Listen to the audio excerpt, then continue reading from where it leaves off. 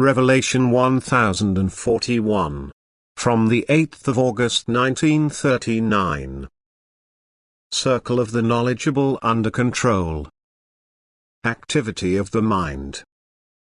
Whoever is once accepted into the circle of the knowing, will never be able to escape the blessing of these revelations, because his spirit recognized the truth out of God and now also strives towards the fullest union with Him, and everything what man now does, is the unconscious driving of his spirit, and he therefore also remains in constant connection with spiritual power in the good sense, because what man strives for, that is hidden in his deepest depths.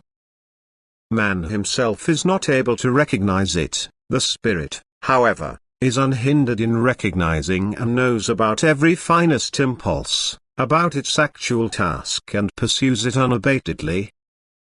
Therefore, influences from the outside may storm on the human being in a way that often seems to be obstructive, but this does not impose any restriction on the spirit in him. He is not affected by any influences from the outside, because he can free himself at any time and separate from his envelopment.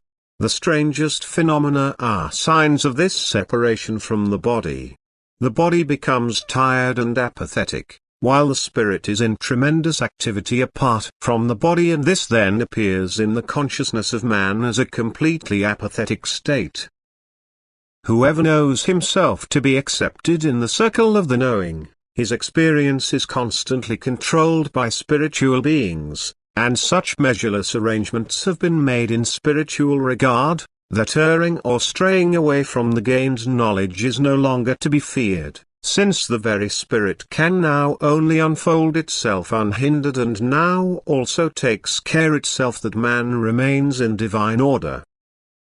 It is true that now spiritual forces which serve the opponent, will likewise want to test their power on the now knowledgeable people, and this will be noticeable by enormous resistances, which oppose an earnest striving. There are objections and contradictions from outside, which cause doubts to arise in man, noticeable expressions of these forces, but the power of these is small in contrast to the good spiritual forces, who are concerned about the earthly child, and it will be enlightened again and again in cases of doubt by the awakened Spirit of God. But there is a certain danger only when man stagnates, when he tires of working on himself, when he believes himself to be perfect.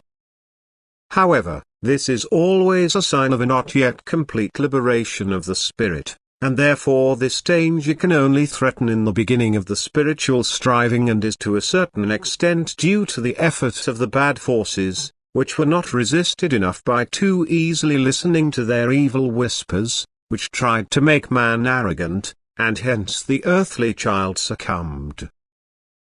But if man always commends himself to divine grace and love in heartfelt prayer, he will never suffer shipwreck. Man should never trust too much in his own strength, but always and everywhere implore God's help, and he will have nothing to fear, and with divine help, will reach his goal. Amen.